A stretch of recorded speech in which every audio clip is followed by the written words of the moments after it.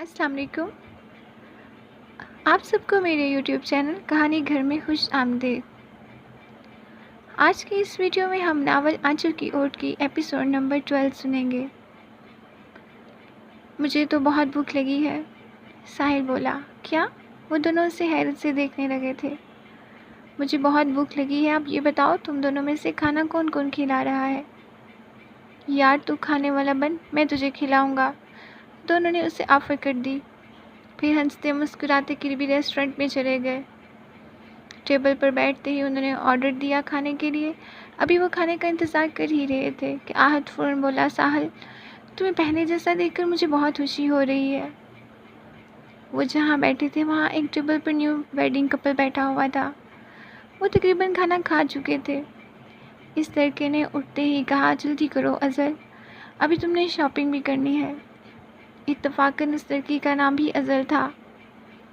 ساحل کی سماعتوں سے تو یہ جملہ آگ کی طرح گزرا۔ اب کھانا بھی آ چکا تھا۔ آہد اور زمان اس کے چہرے کے رنگ کو دیکھ رہے تھے اور دل کی کیفیت کو سمجھ سکتے تھے۔ اس نے پہلے تو اس جملے کو بلاتے ہوئے ایک نوالہ منہ میں ڈالا، مگر تکلیف اس قدر تھی کہ اس کے حلق سے کچھ اتر ہی نہیں رہا تھا۔ وہ پرنم آنکھوں کے ساتھ اٹھ کر چلا گیا، مگر ریسٹورنٹ سے باہر نکلتے وقت اسے یاد آیا کہ یہ درد اسی کا ہے اور اسی کو سہنا ہے۔ پھر وہ اپنی بھیگی پلکوں کو صاف کرتے ہوئے واپس اپنے دوستوں کے پاس پلٹ آیا۔ صبح ہوئی تو اظہر شجاع کے لیے ناشتہ لے آئی۔ وہ ابھی واش روم میں تھا۔ وہ جیسے ہی باہر آیا تو سامنے بریڈ اور چائے کا کپ سائڈ ٹیبل پر پڑا ہوا تھا۔ اس نے چائے کا کپ اٹھانے کے لیے اپنا ہاتھ بڑھایا، مگر ایک خیال نے اسے روک لیا۔ میں جتنا اسے خود سے دور کرنا چاہتا ہوں وہ میرے اتنے قریب ہوتی جا رہی ہے۔ پھر وہ آفس چلا گیا۔ جب وہ کمرے میں آئی تو اسے یقین تھا کہ وہ ناشتہ ضرور کر کر گیا ہوگا، مگر نتیجہ اس کی امید کے برعکس نکلا۔ وہ مایوسی سے سب کچھ اٹھا کر لے گئی۔ اسے آج یقین ہو چکا تھا کہ شجاع کے دل میں اس کے لیے ذرا سی بھی جگہ نہیں، مگر اس کے علاوہ اس کے پاس کوئی چارہ بھی نہ تھا۔ اگر گھر واپس جاتی تو بدنامی کا ایک اور داغ ماتھے پر لگ جاتا۔ لوگوں کی باتوں سے ڈر کر اس نے اپنے گھر کو ہی اپنا بنانے کے لیے اپنی انا کو پاش پاش کر دیا۔ ساحل راتوں کو سوتا نہیں تھا، مگر آج اس کی سرخ آنکھوں میں ایک نئی امید جگمگا رہی تھی۔ وہ تھی دوسروں کے لیے جینے کا حوصلہ۔ اب وہ جان چکا تھا کہ اظہر نے کالج چھوڑ دیا ہے۔ صبح ہوتے ہی وہ تیار ہو کر کالج چلا گیا۔ سب اسے حیرت سے دیکھ رہے تھے۔ شاید انہیں اس کی ادھوری محبت کی داستان کی خبر مل چکی تھی، مگر جب وہ کیمسٹری کی کلاس میں گیا تو اظہر کی خالی نشست کو دیکھ کر وہ ہر درد تازہ ہو گیا۔ وہ کافی دیر تک اس خالی نشست کو دیکھتا رہا۔ اظہر بیٹا، یہ کپڑے دھو دینا، ماسی شاید کام چھوڑ گئی ہے، لگتا ہے نئی ڈھونڈنی پڑے گی، امی جان نے اظہر کے سامنے کپڑے رکھتے ہوئے کہا۔ ٹھیک ہے امی جان، میں دھو دوں گی، اور نئی ماسی ڈھونڈنے کی کوئی ضرورت نہیں، مجھے اپنی خدمت کا موقع دے۔ نہیں بیٹی، تم ہمارا اتنا خیال رکھتی ہو، یہ بھی تو خدمت ہے، بس خدا تمہیں پل پل خوشیاں عطا کرے۔ وہ اس کے سر پر ہاتھ رکھ کر دعا دینے لگے۔ امی جان میں سارا دن فارغ بیٹھی رہتی ہوں، اس بہانے تھوڑا سا کام کر لوں گی، اس نے ضد کرتے ہوئے کہا۔ نہیں، یہ ممکن نہیں، انہوں نے دوبارہ وہی جواب دہرایا۔ مگر امی جان، شجاع کے کپڑے میں خود دھویا کروں گی، میرا جی چاہتا ہے ان کا ہر کام خود کروں۔ تم نے کچن میں کچھ چولہے پر تو نہیں رکھا؟ امی جان نے چلتے ہوئے بو سونگھنے محسوس کیا۔ وہ اٹھ کر فوراً کچن میں چلی گئی، کیونکہ اسے یاد آ چکا تھا کہ اس نے چولہے پر کچھ رکھا تھا۔ شجاع اپنی ایک ضروری فائل لینے کے لیے گھر آیا، اس لیے اس نے ان کے آنے کی اس آہٹ کو محسوس کر لیا۔ درمیان میں ہونے والی وہ گفتگو کو سن رہا تھا۔ اسے اظہر سے اپنی اپنائیت سچائی محسوس ہونے لگی تھی۔ وہ کچھ لمحے صرف اس کے بارے میں سوچتا رہا، مگر پھر چلا گیا۔ اسے یہ احساس بہت اچھا لگا تھا کہ کوئی اس کے لیے خاموش محبت کیے جا رہا ہے۔ وہ بے لوث محبت حوصلہ طلب نہیں کرتی، آج سمیر اور سمیاب کا واپس جانے کا پروگرام تھا، اس لیے انہوں نے بھابھی جان کے ساتھ آئس کریم کھانے کا پروگرام بنا لیا۔ تینوں ڈرائیور کے ساتھ قریبی ریسٹورنٹ میں چلے گئے۔ ابھی وہ جا کر بیٹھے ہی تھے کہ سمیاب نے فوراً سوال پوچھا، بھابھی شادی کے بعد آپ پہلی مرتبہ باہر آئی ہیں نا؟ جی بیٹا، دراصل تمہارے بھائی کے پاس کھانا کھانے کا وقت بھی نہیں ہوتا تو وہ مجھے کہاں لے کر جائیں گے؟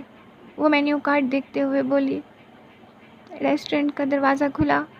اظہر کی نظر اندر سے آواز سن کر اجنبی سی ہو گئی، مگر اس کی نظر وہیں کی وہیں جم کر رہ گئی۔ اس نے دل کو سمجھانے کی خاطر اپنی پلکوں کو چپکا کر وہ منظر بدل لیا۔ شجاع کسی لڑکی کی باہوں میں باہیں ڈالے اس کی طرف بڑھ رہا تھا۔ اب وہ ان کے سامنے والی ٹیبل پر بیٹھنے کے لیے تیار تھے۔ شجاع نے کرسی کی پشت پر کھڑے ہوتے ہی کرسی کو اپنی طرف کھینچا اور پیار بھرے انداز میں اسے بیٹھنے کی دعوت دی۔ نایاب مسکراتے ہوئے بیٹھ گئی۔ شجاع بھی اس کے سامنے جا کر بیٹھ گیا۔ پھر وہ دونوں باتوں میں مصروف ہو گئے، مگر اظہر کے دل کی دھڑکنیں بے تاب ہو چکی تھی۔ اس کا سانس لینا ہی مشکل ہو گیا تھا، ایسے جیسے بند کمرے میں اسے قید کر دیا ہو، اور گھٹن کی وجہ سے اس کا سانس لینا مشکل سے مشکل تر ہو گیا تھا۔ بھابھی کیا ہوا؟ سامنے بیٹھے ہوئے سمیر اور سمیاب نے حیرانی سے پوچھا۔ کچھ نہیں، اظہر نے گہرا سانس لیتے ہوئے کہا۔ بھابھی اگر آپ کو آئس کریم پسند نہیں آئی تو کچھ اور؟ نہیں، اس کی ضرورت نہیں، میرا گلا خراب ہے۔ اس نے ٹال مٹول سے کام لیا۔ بھابھی آئس کریم سے گلا ٹھیک ہو جاتا ہے، ایک مرتبہ ٹرائی تو کریں۔ سمیر نے فوراً کہا، نہیں میرا جی نہیں چاہ رہا۔ وہ صاف انکار کرتے ہوئے بولی۔ واقعی کتنا مشکل ہے اپنے شوہر کو کسی کی چاہت میں ڈوبا ہوا دیکھنا۔ شاید یہی وہ درد تھا جس نے تحریم کو زمانے بھر میں رسوا کرنے پر مجبور کیا، مگر اب وہ جان چکی تھی کہ جو درد جانے انجانے میں اس نے تحریم کو دیا تھا وہ اسے بھی سہنا پڑے گا۔ اس کا جی تو چاہتا تھا کہ وہ ابھی اٹھ کر جائے اور اپنے شوہر کو اس لڑکی سے چھین لائے، مگر وہ بے بس لڑکی جسے قسمت سے بے وفائی ملی ہو، وہ کسی سے کیا چھین سکتی ہے؟ دراصل اسے چھیننا آتا ہی نہیں تھا، اگر آتا ہوتا تو ابد کو تحریم سے چھین لیتی۔ پھر اس نے نگاہیں اٹھا کر شجاع کی طرف دیکھا تو اب اس لڑکی کا ہاتھ اس کے ہاتھوں میں تھا۔ ٹیبل کے نصف میں اس کا ہاتھ اس لڑکی کے ہاتھوں میں بآسانی دیکھا جا سکتا تھا۔ اب اظہر کی شکوہ بھری نظریں شجاع کو مسلسل دیکھ رہی تھی۔ اچانک شجاع کی نظر ابل پر پڑی جو اسے حیرت سے دیکھ رہی تھی۔ اس نے اپنا ہاتھ فوراً پیچھے ہٹا لیا، لیکن وہ اس بات پر پریشان تھا کہ اظہر یہاں کیا کر رہی ہے۔ چلو نایاب چلیں، وہ فوراً اپنی نشست سے اٹھتے ہوئے بولا۔ کیوں؟ ابھی تو آرڈر کیا ہے، اب کھانا کھا کر چلیں گے۔ نہیں چلو کہیں اور چلتے ہیں، مجھے یہاں کھانا نہیں کھانا۔ اب اس نے باہر جانے کے لیے اپنے قدم بڑھائے۔ وہ ابھی اس کا تعاقب کرتے ہوئے باہر آ گئی، مگر شجاع کی اچانک بدلنے والے رویہ پر، وہ شخص سے یوں گھر کو چھوڑ جانے پر اس کی والدہ کافی پریشان تھی۔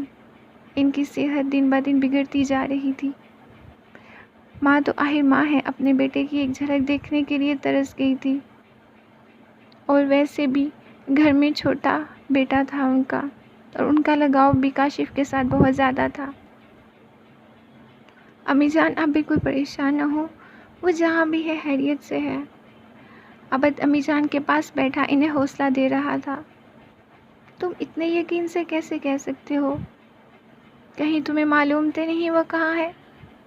انہوں نے فوراً ہچھا ظاہر کیا۔ نہیں امی جان، مجھے کچھ معلوم نہیں، مگر جتنی وہ رقم لے کر گیا ہے اس کے مطابق تو وہ خوش ہی ہوگا۔ اے خدا میری اولاد کو ہدایت عطا فرما، مجھے اس دنیا سے اٹھا لے۔ وہ دست برداشتہ ہو کر دعا کرنے لگی۔ امی جان پلیز ایسا نہ کہیں، میں تصور میں بھی آپ سے دور ہونے کا سوچ نہیں سکتا۔ ہاں میں جانتی ہوں تم نے بھی ہمیں ذلیل کرنے میں کوئی کسر نہیں اٹھا رکھی تھی۔ وہ اسے اس کے کارنامے کا طعنہ دے رہی تھی۔ یہ بات عبد کے دل میں کانٹے کی طرح چبھ گئی، اس کی آنکھیں بھر آئیں۔ कुछ कहे बगैर वहाँ से चला गया। जाने क्यों हर कोई माजी को याद रखता है। हाल में मैं क्या हूँ, मैं कितना बदल चुका हूँ, ये कोई नहीं जानता।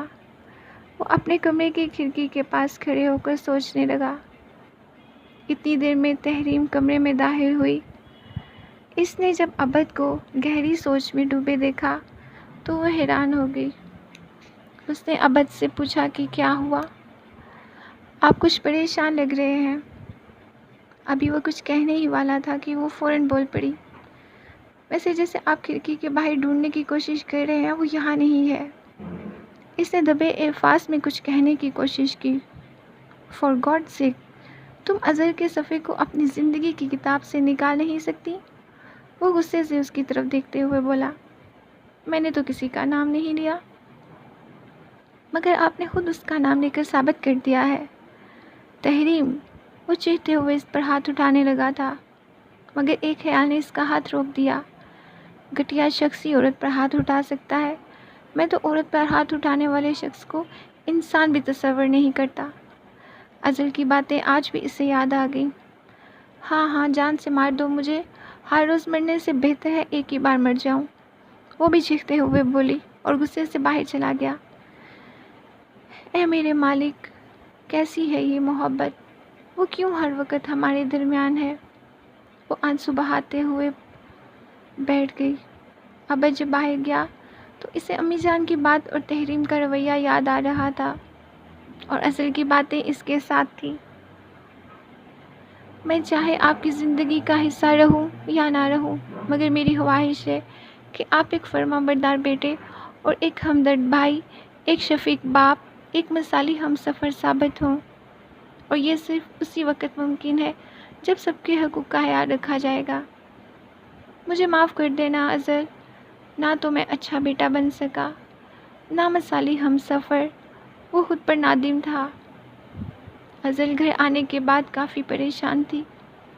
वो शिद्दत से इसके आने का इंतज़ार कर रही थी। इसकी बेताब नज़रें शुजा की मुंतज़िर थी, मगर वो ना आया। सुमेरा और सिमा भी अब वापस घर जा चुके थे।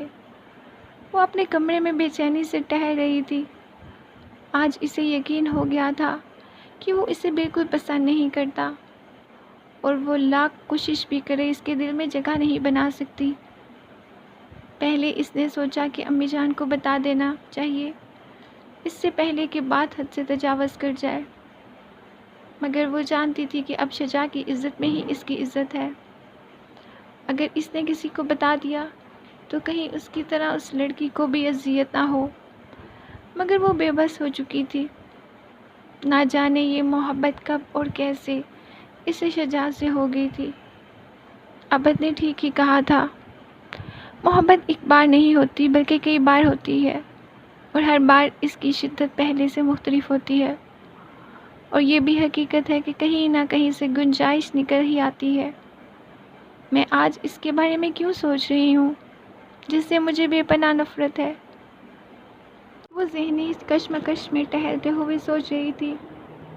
इसने एक चक्कर मुकम्मल कर लिया था, मगर जैसे ही इसने अपना रुख बदला तो शुजा अपने बाजू में कोट लटकाए खड़ा था। अज़ल पहले तो उसे हैरत से देखने लगी। इसकी आंखों में कई सवाल थे। शुजा की आंखों में शर्मिंदगी थी, हालांकि वो चाहता था कि इसे नायाब के बारे में सब पता चल जाए, मगर आज इसे बिल्कुल अच्छा नहीं लग रहा था। वो इसकी हल्की सब्ज़ आंखों में काफ़ी देर तक देखता रहा, और फिर उसे उन आंखों में डूबने का एहसास भी होने लगा था। आखिर अज़हर ने बेअख्तियार मोहब्बत से इसके साथ लिपट गई। शुजा ने चाहा कि वो इसे तसल्ली देते हुए बाहों में समेट ले, मगर नायाब की चाहत ने इसे ऐसा ना करने दिया। वो इसे खुद से अलग करते हुए वहाँ से चला गया। अज़हर हसरत भरी निगाहों से इसे देखती रह गई। सुबह हुई तो शुजा नाश्ते का इंतज़ार कर रहा था, मगर वो नाश्ता लेकर ना आई। काफ़ी देर इंतज़ार के बाद वो सीढ़ियाँ उतरते हुए नीचे आ गया। अब्बा जान ड्राइंग रूम में बैठे अखबार का मुतालिया कर रहे थे। अस्सलाम वालेकुम अब्बा जान, इसने अदब से जवाब दिया। उन्होंने अखबार अपने चेहरे के सामने से हटाते हुए सोफ़े पर बैठे जवाब दिया, अब्बा जान आपकी तबीयत कैसी है? میں تو خیریت سے ہوں، تم سناؤ؟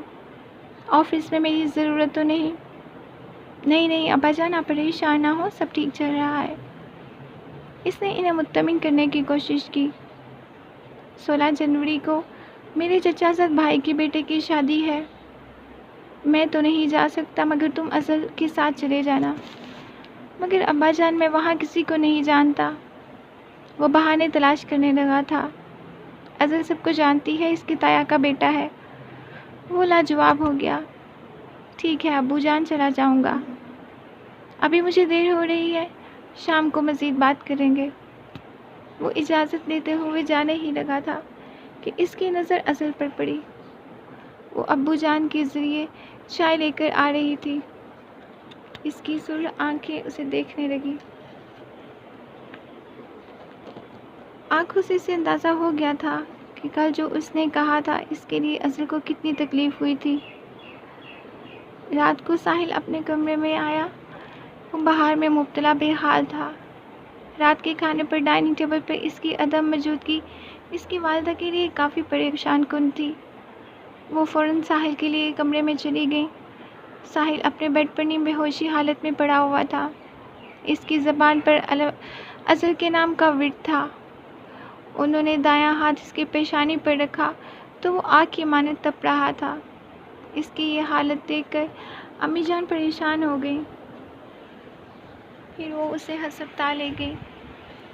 ادھر ازل کی شجاع کے انتظار میں اچانک آنکھ لگ گئی تھی۔ وہ پریشان ہو گئی، حقیقت سے خوابوں کی دنیا میں جا پہنچی تھی۔ وہ ایسی کسی جگہ پر کھڑی تھی جو اس نے پہلے کبھی نہیں دیکھی تھی۔ وہ بھیڑ میں تھی، ہر کوئی اپنے اپنے کام میں تھا۔ اچانک اسے یوں محسوس ہوا کہ کوئی اسے پکار رہا ہے۔ اس کی آواز میں اس قدر درد تھا کہ وہ تڑپ اٹھی۔ اس آواز کا پیچھا کرنے لگی۔ تعقب کرتے کرتے آخر وہ ایسی جگہ پہنچ گئی جہاں کوئی نہ تھا۔ صرف ایک شخص تھا، وہ اس کی پشت پر کھڑا اسے دیکھ رہا تھا۔ ازل نے بے تابی سے بھاگتے ہوئے اسے بازو سے پکڑا، اس کا چہرہ دیکھنے کی کوشش کی۔ اس شخص کی بھوری آنکھیں، بڑی بڑی آنکھیں عجیب کشش سے معمور تھیں، جیسے کوئی تڑپتا ہنپتا ماہر اپنی قوتوں کا مظاہرہ کر رہا ہو۔ جبھی تو اس کی جانب کھینچی جا رہی تھی۔ اسے یوں محسوس ہو رہا تھا جیسے وہ سمندر میں ڈوبے چلی جا رہی ہو۔ اچانک جب اس نے غور سے دیکھا تو وہ ساحل تھا، وہی ساحل جس کی محبت اس کے لیے بے معنی ہو چکی تھی، مگر وہ اب بھی اسے خوابوں اور خیالوں میں کسی نہ کسی حوالے سے موجود تھا۔ خواب ٹوٹا تو نیند بھی گئی، اور پھر وہ پریشان بھی تھی اور سوچ میں ڈوبی ہوئی تھی کہ جس شخص کو اس نے کبھی سوچا ہی نہیں، وہ اب تک کیسے رسائی پا سکتا ہے۔ وہ حیران تھی، مگر پھر سائڈ ٹیبل پر پڑی شجاع کی تصویر پر اس کی نظر پڑی، اور وہ شجاع جو اس وقت اس کے خوابوں کا مالک بھی تھا، اپنی آنکھوں میں بسائے خود کلامی کرنے لگی تھی۔ آپ کے ہوتے ہوئے میرے خیال میں کسی کا آنا میری بے وفائی ہے۔ وہ تصویر اپنی باہوں میں سمیٹتے ہوئے کھو سی گئی اور پھر دھیرے دھیرے نیند کی وادی میں پہنچ گئی۔ ادھر ساحل ہسپتال میں ویسے ہی تڑپتا رہا۔ کاش وہ لڑکی غیر شادی شدہ ہوتی تو میں اپنی جھولی پھیلا کر اس سے اپنے بیٹے کی زندگی کی بھیک مانگ لیتی، مگر میں اس قدر بے بس ہو چکی ہوں کہ ایسا بھی نہیں کر سکتی۔ وہ ماہا کے کندھے پر سر رکھے ہوئے خود سے شکوہ کر رہی تھی۔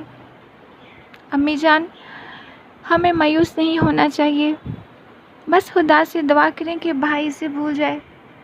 بے شک وہی ہے جو دلوں میں چاہت ڈالتا ہے، بے شک ہر چیز اس کے اختیار میں ہے۔ تم بالکل ٹھیک کہہ رہی ہو۔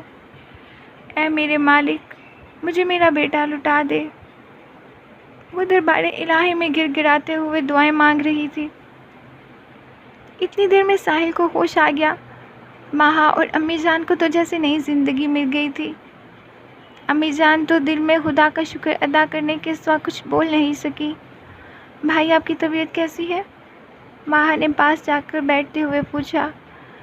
میں بالکل ٹھیک ہوں، ساحل نے سوکھے لبوں پر مسکان لاتے ہوئے کہا۔ تم کب تک اس لڑکی کی وجہ سے ہمیں سزا دیتے رہو گے؟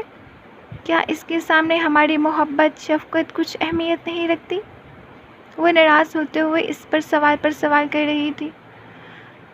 نہیں امی جان، ایسی کوئی بات نہیں، میں اس کی وجہ سے بیمار نہیں ہوں، بلکہ یہ درد تو پہلے سے میرے نصیب میں تھا۔ ہاں اتنا ضرور ہے کہ اس کا اختیار نہ صرف میرے جسم و جان پر ہے بلکہ میری روح کو بھی اس کی طلب ہونے لگی ہے۔ شاید یہی وجہ ہے کہ بے ہوشی کے عالم میں بھی میں اس کا نام میری زبان پر رہتا ہے۔ بلا دیا ہوتا۔ امی جان اس کا ہاتھ پکڑ کر آنسو بہانے لگی، مگر اب لب کچھ کہہ نہ سکے۔ اب میں نے اسے بھولنے کی کوشش بھی چھوڑ دی ہے، کیونکہ جب جسم سے روح نکل جاتی ہے تو کچھ باقی نہیں رہتا۔ اس نے بہتے آنسو چھپانے کے لیے چہرے کا رخ بدل لیا۔ امی جان کے بہتے آنسوؤں کو سسکیوں کی آواز مل گئی۔ ساحل نے جب ان کی سسکیوں کی آواز سنی تو فوراً ان کی طرف دیکھتے ہوئے بولا، امی جان میں آپ سے وعدہ کرتا ہوں میں اب بالکل پہلے کی طرح ہو جاؤں گا۔ اگر اب آپ کا ایک بھی آنسو اس حق میں ملا تو میں خود کو کبھی معاف نہیں کر سکوں گا۔ اس کی نظریں اب بھی اپنی ماں کے چہرے پر ٹکی ہوئی تھی۔ ٹھیک ہے بیٹا، مگر اس کے لیے ایک شرط ہے۔ وہ آنسو صاف کرتے ہوئے بولی، کیا تمہیں جلدی ٹھیک ہونا پڑے گا؟ وہ مسکراتے ہوئے بولی۔ ساحل نے مسکراتے ہوئے اپنی ماں کے ہاتھوں کو چوما۔ ادھر جب شجاع اپنے کمرے میں داخل ہوا تو اظہر کو بیڈ پر ٹیک لگائے سویا ہوا پایا۔ پھر اس کی نظر اس فوٹو فریم پر پڑی جس پر اس کی تصویر تھی۔ وہ تصویر اسی طرح اظہر کی باہوں میں تھی۔ وہ بے اختیار مسکرا دیا اور حیرانگی سے اس کے معصوم چہرے کو دیکھنے لگا جس سے وہ اپنی لاکھ کوشش کے باوجود دور نہیں ہو پا رہا تھا۔ اس نے فوٹو فریم اس کی باہوں سے نکال کر سائڈ ٹیبل پر رکھ دیا اور اسے سیدھا لٹاتے ہوئے کمبل اوڑھنے کی کوشش کی۔ پھر وہ بھی بیڈ پر بیٹھ گیا، مگر اس کی نگاہیں بار بار اظہر کو دیکھنے کے لیے مجبور ہو رہی تھی۔ وہ ہر بات بھولتا جا رہا تھا۔ اسے ہر پل وہ یاد آنے لگا تھا جس نے اظہر کے ساتھ گزارا تھا۔ اسے دل لگی اور محبت میں فرق سمجھ آ چکا تھا، مگر پھر بھی وہ خود کو اس سے دور کرنے کی کوشش میں لگ گیا۔ وہ اٹھ کر وہاں سے چلا گیا۔ ابیا کو جب معلوم ہوا کہ ساحل کی طبیعت ٹھیک نہیں تو فوراً اس کا حال پوچھنے اس کے گھر آ گئی، مگر ساحل کے رویے میں کوئی تبدیلی نہیں آئی تھی۔ وہ مسلسل اسے نظر انداز کر رہا تھا۔ آج وہ بہت پریشان تھی۔ ساحل کا رویہ اس کے لیے ناقابل برداشت تھا۔ وہ خود کو سمجھتا کیا ہے؟ ڈریسنگ ٹیبل کے اوپر سے چیزیں فرش پر پھینکتے ہوئے بولنے لگی، پھر آئینے میں خود کو دیکھتے ہوئے بے بسی سے آنسو رو رہی تھی۔ آج شجاع اور اظہر جاوید کی شادی میں جانے کے لیے تیار ہو گئے۔ اظہر نے اپنا سامان پیک کر لیا تھا۔ اب دونوں گاڑی میں بیٹھ چکے تھے۔ دونوں خاموش بیٹھے خود سے سوال کر رہے تھے، آخر کیوں میں اظہر سے نفرت نہیں کر پا رہا؟ شجاع رات کے بعد صرف اسی سوال کے جواب میں تلاش تھا۔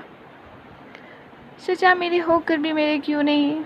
میں کیسے انہیں اپنی چاہت کا احساس دلاؤں؟ اظہر گاڑی کی کھڑکی سے باہر دیکھتے ہوئے سوچ رہی تھی۔ پھر شجاع کے سر نے ان دونوں کے درمیان خاموشی کو توڑ دیا۔ اس نے جلدی سے سر اپنی جیب سے نکالا۔ نیاب کا نمبر موبائل کی اسکرین پر دیکھتے ہوئے اس نے کال کاٹ دی، مگر نیاب نے دوبارہ کال کر دی۔ شجاع نے دوبارہ بھی ویسے کیا اور کال کاٹ دی، لیکن نیاب رکنے والی نہیں تھی۔ اس نے دوبارہ پھر کال کر دی۔ اب شجاع نے فون ریسیو کر لیا۔ شجاع، ہیلو، اس نے اظہر کی طرف دیکھتے ہوئے کہا۔ نیاب کدھر ہیں آپ؟ میں آپ کا انتظار کر رہی ہوں۔ شجاع، میں کچھ دنوں کے لیے شہر سے باہر جا رہا ہوں۔ نیاب، آپ نے مجھے انفارم بھی نہیں کیا۔ شجاع، دراصل اچانک پروگرام بن گیا تھا اس لیے بتا نہیں سکا۔ نیاب، خیریت تو ہے نا؟ اچانک شہر سے باہر کیوں جا رہے ہیں؟ شجاع، دراصل میری کزن کی شادی ہے اس لیے جا رہا ہوں۔ نیاب، اکیلے جا رہے ہیں؟ شجاع، نہیں۔ نیاب، اچھا، تو اس اسٹوپی کے بھی ساتھ لے کر جا رہے ہیں؟ شجاع، ایسے تو نہ کہو، آپ کو آج کل اس کی ہمدردی زیادہ نہیں ہو رہی؟